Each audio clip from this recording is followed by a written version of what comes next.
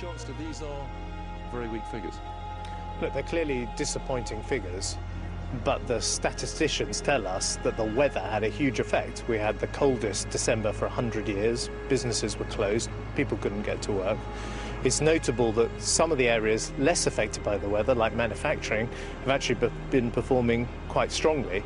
And we're very clear that to change our budget plans on the back of these weak figures and the bad weather would be a huge mistake, because that would push us back into a financial crisis. So we're not going to be blown off course by the bad weather. The ONS has said if you strip out the effects of snow, that left a figure of about 0, flat, which is still pretty weak, isn't it? Well, look, I've said these are disappointing figures, but the weather clearly had a huge effect. And the Office of National Statistics, who put these numbers together, flag that up very carefully and clearly and say, as a result, the numbers are somewhat uncertain. I think it's interesting if you look at the areas of the economy that are not so affected by the weather, like manufacturing, that is actually performing pretty strongly at the moment. And that is an important part of rebalancing our economy, a process that has to take place. So look, we've had bad weather. It's the worst December for 100 years. People remember that. But you shouldn't be blown off course by bad weather, and we're not going to be. Won't this add weight to Ed Balls's arguments that by embarking on these cuts, you are putting growth at risk?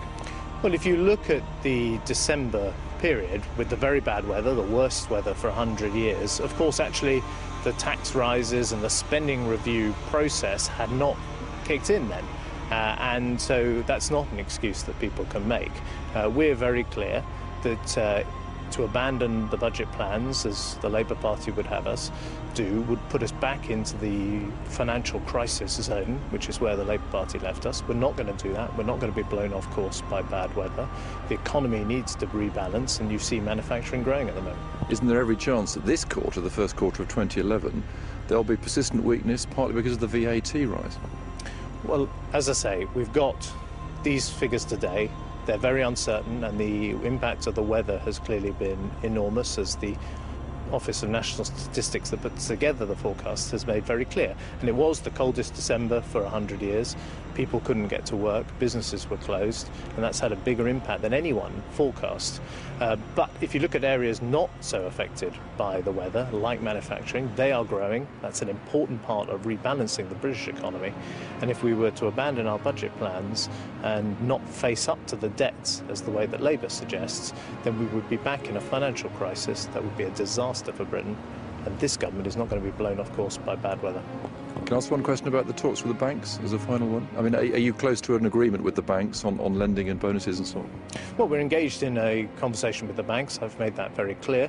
What we want to see is more lending. We want to see smaller bonuses, and we want to see the banks paying more taxes. And that's what I hope we can achieve. That'll be good for the British economy, good for the British taxpayer, and actually also good for British financial services, which employs hundreds of thousands of people. Are you nearly there with those talks? Well, we are having those conversations, and I hope we can reach a settlement, but we've set out the terms of that settlement very clearly.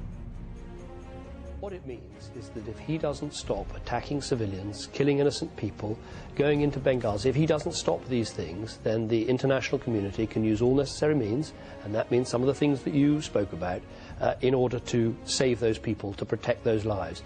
And this is the United Nations, the world's governing body, the clearest possible resolution, the clearest possible legal basis for action that no one wants to take. No one wants to see this happen. But if he doesn't stop those attacks, that action should be taken to protect those people, but also, I would argue, to protect our own national interests. That's how it begins. How does it end? What is mission accomplished? Is it that Colonel Gaddafi has to be gone? Well, the UN Security Council is clear that it's about protecting people, it's about saving lives, about protecting people in that country, and that is what we're engaged in. It's up to the Libyan people to choose their government. Like many other world leaders, like people around the world, I don't think Libya has any future with Colonel Gaddafi in charge, and seeing what we've seen in recent weeks only underlines that. But what we're embarked on is implementing that resolution, which is about saving lives and stopping slaughter. But you are prepared for the long haul. If he sticks with it, Colonel Gaddafi, you stick with it. Well, we will stick with this Security Council resolution, and that is ceasefire, saving lives, stopping slaughter. But I believe that that will actually help what is necessary, which is a transition for Libya to have a more open and democratic future, which is what everybody should want to see in our world. Many people watching this, I think, will ask themselves this question. Why is our Prime Minister risking the lives of British servicemen and women to save Libyan lives, while making cosy phone calls to the King of Bahrain, who's oppressing his own people, or not acting in Zimbabwe, for example? Well, first of all, I would say this is not only in international interest to save lives, it's also in our national interest. We know what Colonel Gaddafi is capable of. We have suffered from him in the past. Do we want to leave a rogue state on Europe's border, encouraging terrorism and all the problems that he could bring? No, we don't. This is in our national interest, as well as the wider moral interest of actually stopping the slaughter of civilians. As for other countries, we should treat them as we find them. We should recognise different countries are different. The King of Bahrain is trying to reform his country, wants a referendum, wants to have a political dialogue. Bahrain and Libya are not the same. And in Libya, the case for action, as the United Nations Security Council has said, is right and legal, and if he doesn't pull back, it needs to happen. You once told me, before you ran to be leader of your party, that you had asked yourself, could you send men and women potentially to die? Did you also ask yourself the question, what if I get it horribly wrong? Well, of course, I've had to think extremely carefully before taking these steps. But it does seem to me, in this case, where you have the world coming together through the United Nations in a completely legal and open way, saying the slaughter must stop, the ceasefire must happen, and if it doesn't, the world has permission to act to make it stop.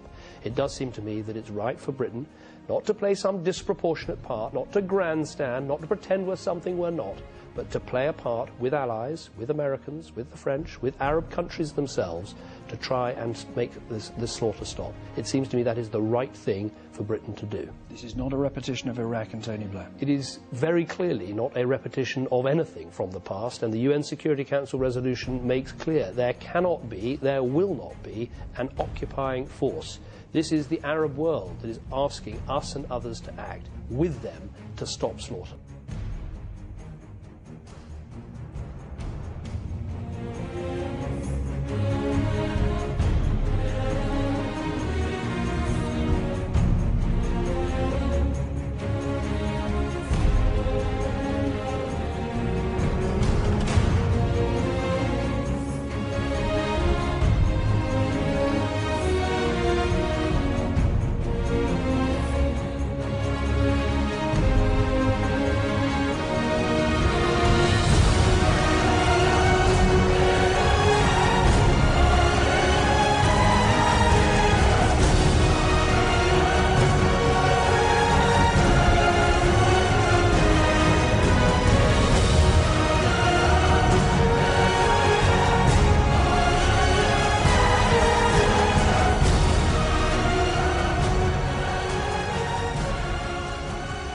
Skull and Bones, the secret society. It's so secret we can't talk. What does that mean for America? You both were members of Skull and Bones, a secret society at Yale. What does that tell us? Not much, because it's a secret. Is there a secret handshake? Is there a secret code? I wish there were something secret I could manifest. 322, secret number? There are all kinds of secrets, Tim, but one thing is not a secret. I disagree with this president's direction that he's taking.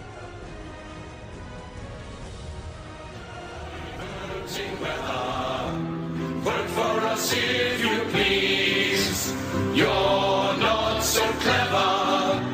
You can't afford the fees. So we'll all stick together with the rest of you on your knees. So we'll all stick together with the rest of you on your knees.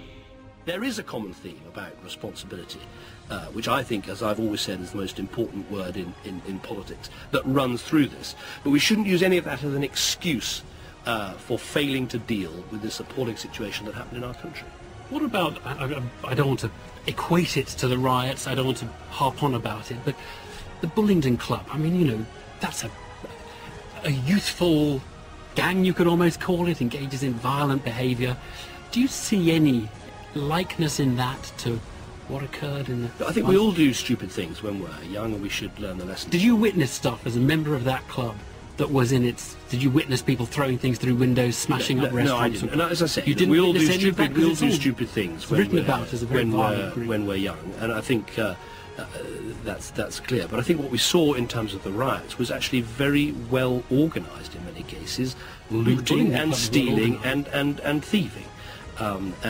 We have to react very, very clearly to that. And I think you can see that's what's happening in the courts. I mean, the reason I'm raising it is whether this is a problem that goes well beyond these housing estates, and whether you're saying... Well, I think I've answered that question, which is yes, it does. And that, you know, as I said, there were the people that walk past the shops that help themselves. There's a problem of the breakdown of responsibility in many areas of life. But you have to address all of them. But I think actually I thought the Mayor of London made a good point, which is that, you know, people... I think the way he put it was people weren't stealing from a shop because Gerald Kaufman had got a flat screen television on his expenses. I mean, I think, you know, and I think if I might say that when you listen to the BBC, there's a sort of danger that all these things are equated. No. This into a great mush. No, but made that as an excuse for not acting. And some people almost say, well, until we deal with the problem of inequality in our society, there's nothing you can do to deal with rioting. Well, that's what it can slip into. And that's not where I was going. It's more that people do just get caught up in things, and I'm sure you would say you got caught up in things, and in a sense, one doesn't want to have a moral panic about that section of society necessarily.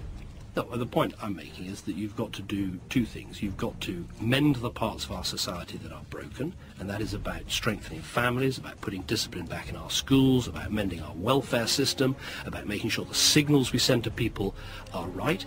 And you've got to have then particular attention at those parts that are particularly broken. But wider from that is there's a sense of we need to have greater responsibility for our society.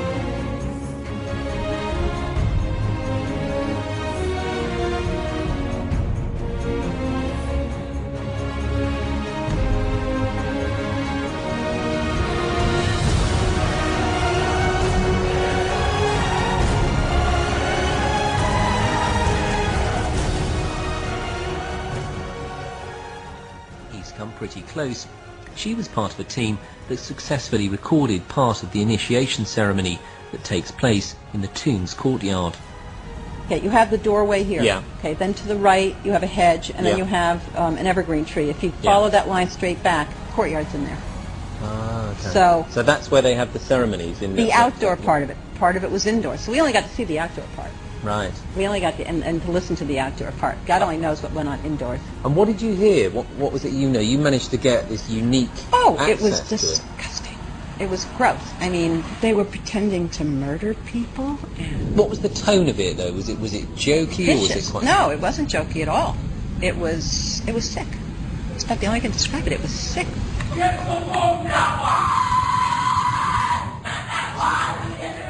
What you're hearing